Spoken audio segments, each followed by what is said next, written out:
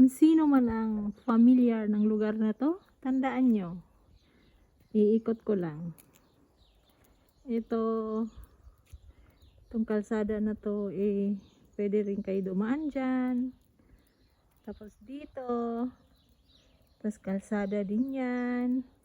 Papunta doon sa labasan. Tapos ito, iikot ko kayo. Tandaan nyo yung lugar na to ha. At mayroon akong madali lang ito. Madali lang puntahan tong lugar na to.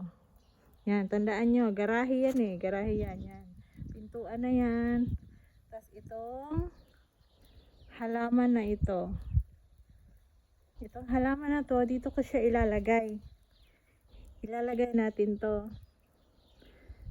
Tapos, hindi ko kayo pahihirapan. Dito ko lang siya ilagay sa taas para hindi kayo mahirapan maghanap. Dito ko lang siya ilalagay. Ano yan? May euro pa yan. Ayan. Lalagay ko lang siya dyan. Tapos, medyo bilisan nyo lang kasi medyo maulan. Makulimlim ang panahon. Yan, dyan lang. Sige, good luck sa inyo ha. At huwag kayong mag-aagawan. Kasi baka mapunit, sayang lang. Yan, tandaan nyo yung lugar na yan. Eto. Dito lang to. Yan, yan. Dyan sa ano na yan. Okay? Good luck. Good luck. Okay. See you. Good luck sa makauna. Bye, buyers.